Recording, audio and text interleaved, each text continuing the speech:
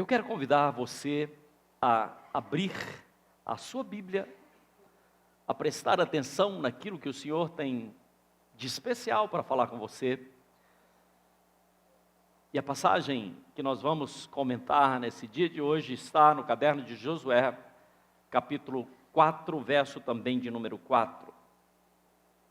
E a palavra diz assim: chamou, pois, Josué os 12 homens que escolhera dos filhos de Israel, um de cada tribo, e disse-lhe: passai adiante da arca do Senhor vosso Deus, ao meio do Jordão, e cada um levante sobre o ombro uma pedra, segundo o número das tribos dos filhos de Israel, para que isso seja sinal entre vós.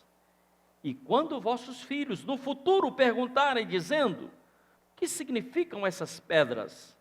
Então lhes direis que as águas do Jordão foram cortadas diante da arca do Senhor, a arca da aliança do Senhor.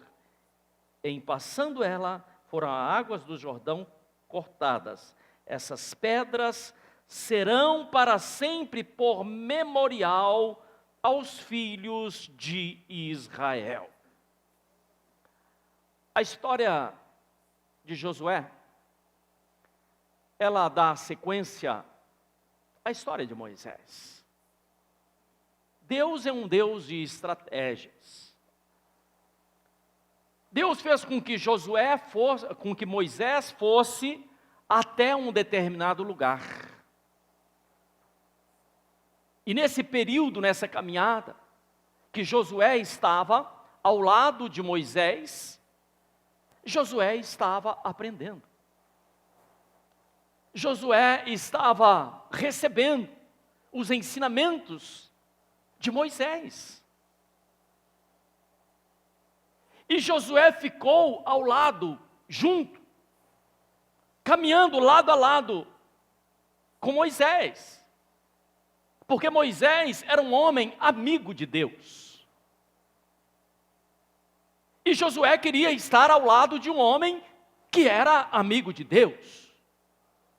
Ele pensou com ele: se eu ando ao lado de Moisés, Moisés é amigo de Deus, então Deus vai ser o meu amigo também. E Josué andando ao lado de Moisés, aprendendo, observando, obedecendo, ele, durante 40 anos, ele viu Deus fazer muitas coisas, usando a vida de Moisés. Mas durante 40 anos, muitas pessoas morreram e ficaram pelo meio do deserto. Pessoas ficaram pelo meio do caminho. Não entraram na terra da promessa, porque murmuraram, porque se rebelaram, porque se levantaram contra Moisés e se levantaram também contra o Senhor. Mas de repente, diz o capítulo de número 1, Deus fala com Josué, logo após a morte de Moisés, Deus fala assim: Josué, meu servo Moisés morreu. Agora, levanta e ajuda esse povo a entrar na terra da promessa. Se viver no deserto foi um desafio, outros desafios estavam chegando para a vida do povo de Israel. Durante 40 anos eles estavam acostumados. Durante o dia se agasalhavam, porque fazia muito frio. Ou melhor, durante o dia eles estavam cobertos pelas nuvens, porque era muito sol, mas à noite era muito frio, e eles se agasalhavam, e acostumaram a levantar a tenda, a desmanchar a tenda, a seguir adiante. Durante 40 anos, tiveram uma vida de rotina, e de repente tinha uma nova etapa pela frente. Muitas pessoas não gostam de coisas novas. Às vezes estão vivendo no deserto, mas querem continuar no deserto. Existe uma terra de bênção, mas preferem estar no deserto. sempre da mesma forma. Não gosta de novas ideias, não gosta de novos pensamentos, porque permaneceu, porque se acostumou, porque se ambientou, porque criou uma determinada mentalidade. E aí, quando tem algo novo, começa a questionar. Mas já estava na hora do povo de Israel sair do deserto e entrar em uma nova etapa. Você sabia que até mesmo deserto tem prazo de validade? Você não nasceu para passar o tempo todo no deserto? Chega um determinado momento que passou. Agora não é mais deserto, agora eu vou atravessar o Jordão. Agora eu vou entrar em uma nova etapa na minha vida. E Deus escolhera a Josué. Por que Deus escolheu Josué? Por que Deus levantou Josué para ser um líder, para ajudar aquele povo a entrar na terra da promessa? Porque Josué entendeu que ele tinha uma missão. E Josué entregou a sua vida completamente a essa missão. Josué entendeu que o que Deus tinha para ele, o que ele deveria fazer é exatamente cumprir um projeto ao qual ele foi desenhar, ao qual ele fora desenhado.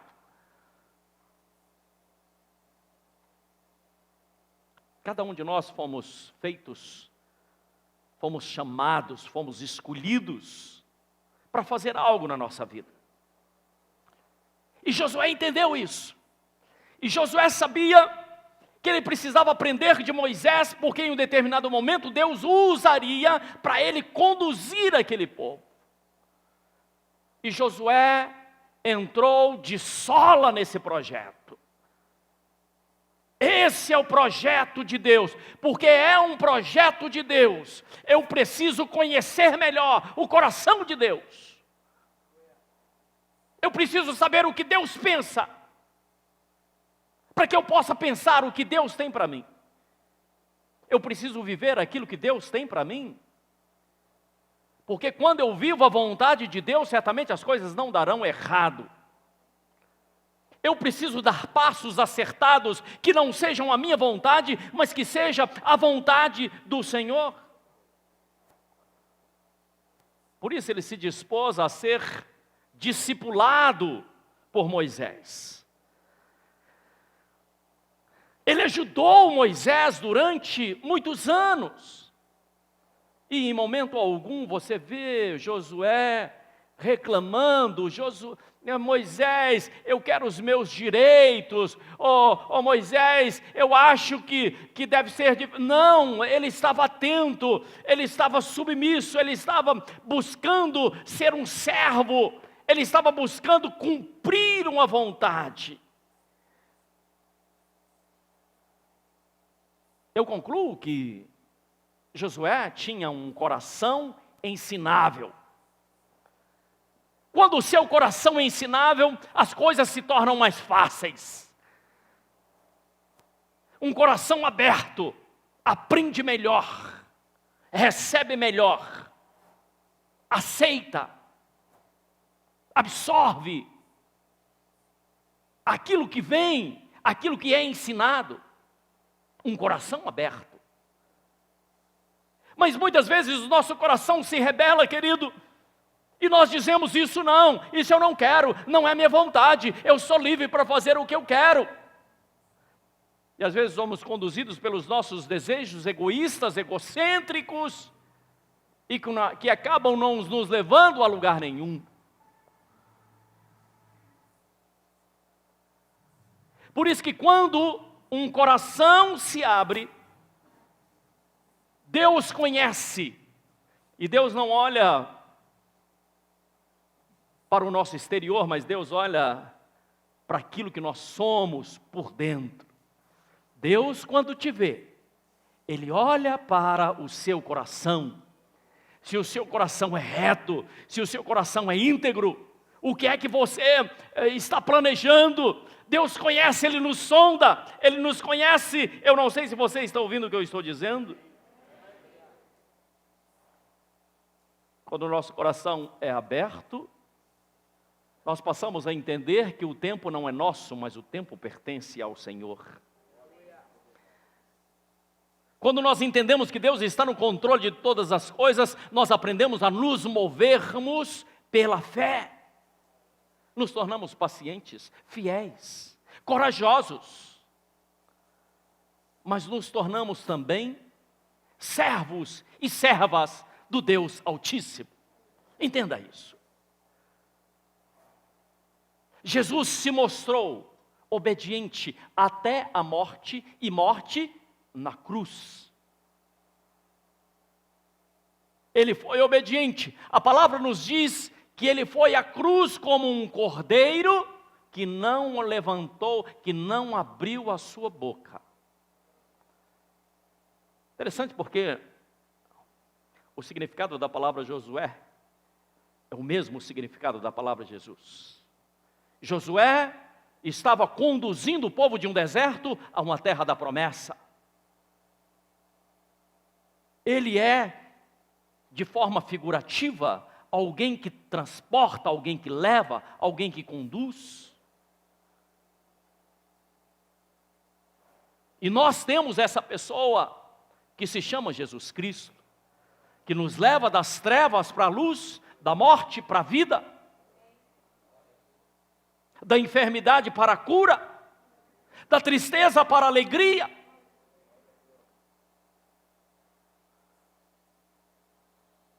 E nós aprendemos isso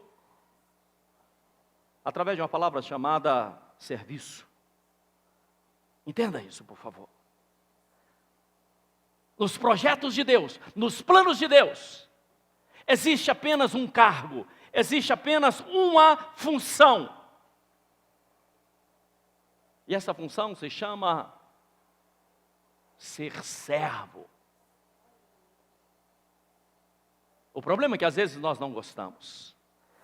O problema é que às vezes quando algo está à nossa frente para que seja feito, nós perguntamos, pois é, mas o que é que eu vou ganhar com isso?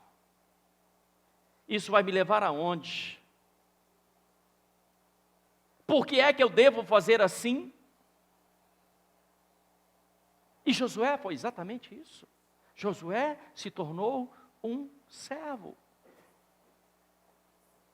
Jesus se fez servo. Enquanto perguntaram a Jesus o que deveria fazer para ser maior do que os demais, Jesus deu uma lição na prática. Ele começou a lavar os pés dos seus discípulos. Cristianismo é isso? Mas nós temos perdido os rumos do cristianismo. Temos perdido a noção do cristianismo. E só obedecemos se gostamos. E às vezes fechamos a cara porque assim eu não gostaria, eu não gosto desse louvor, eu não gosto do fulano, eu não faço isso, não sou obrigado a fazer isso.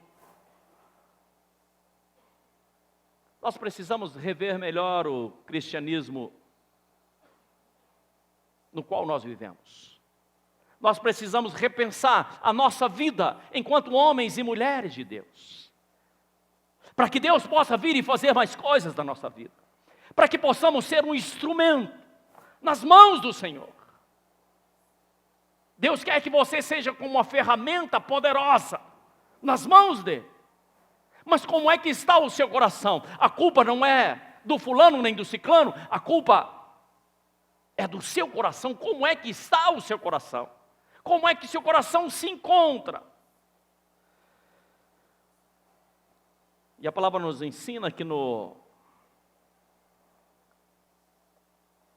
ao atravessar o Jordão, Josué dá uma ordem, diz assim, olha, pegue algumas pedras, 12 pedras, e coloque essas pedras à margem.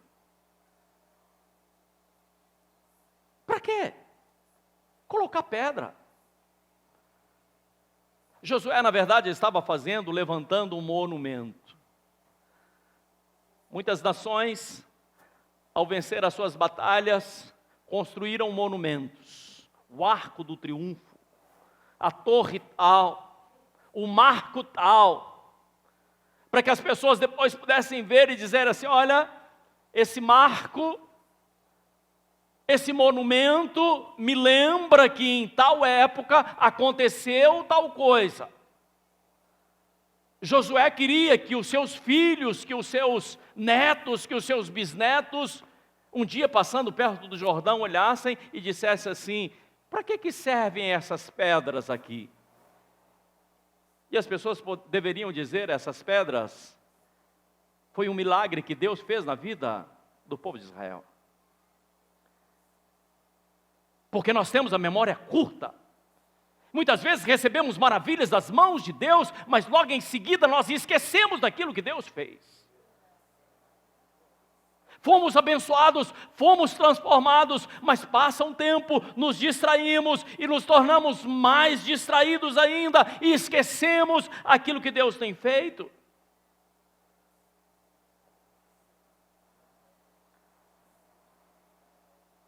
Para que servem essas pedras?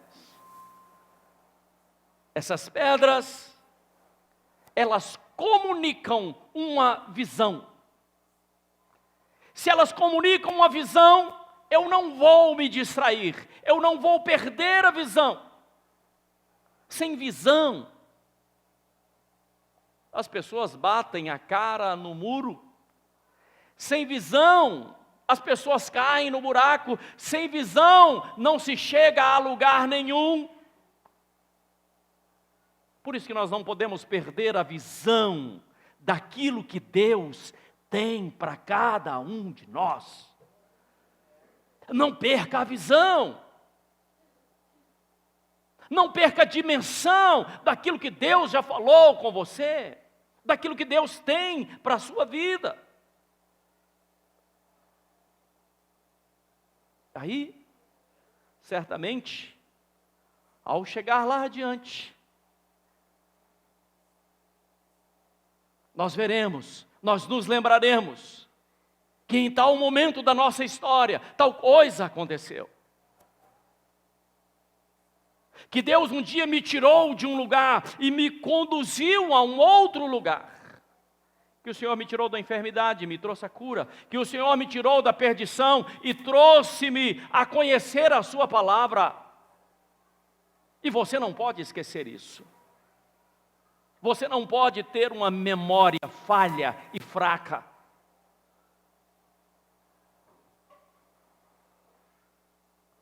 Porque senão você entra na terra da promessa e ainda continua imaginando que estava no deserto, mas você já não está mais no deserto. Deus não quer que você permaneça a sua vida inteira no deserto, porque deserto também tem um tempo de validade. E chega um momento que já não é mais deserto, é a terra da promessa. Só que a terra da promessa não foi apenas para aquele povo. Terra da promessa é para você também. Terra da promessa é para a sua família também. Terra da promessa é para essa cidade, é para essa nação também. Porque nós cremos naquilo que Deus faz, naquilo que Deus realiza. E deserto foi apenas um período de aprendizagem. Deserto foi apenas para que uma mentalidade fosse transformada. Ninguém pode sair de uma escravidão de 400 anos e entrar imediatamente na terra da promessa. A mentalidade precisa ser mudada.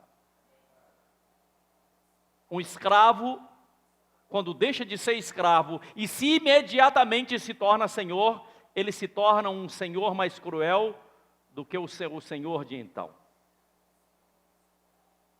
Por isso que Deus nos leva a um processo. Deus nos leva a um entendimento.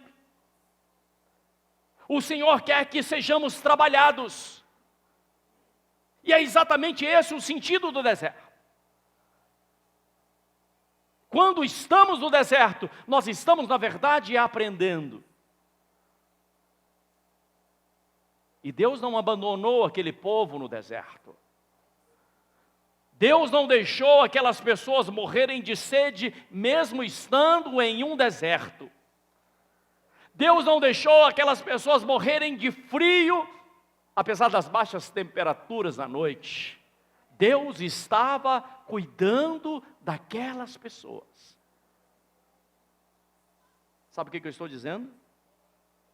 Que Deus não vai te abandonar nessa situação que você está passando. O que você está passando é passageiro. Passa. Deus está cuidando de você, muito embora às vezes você não enxergue. Deus tem zelado de você, às vezes você não tenha consciência disso, mas lá na frente, quando você olhar para trás, você certamente se lembrará. Deus estava comigo o tempo todo. Por isso Deus chama Josué e diz assim: assim como fui com Moisés meu servo, eu estarei contigo.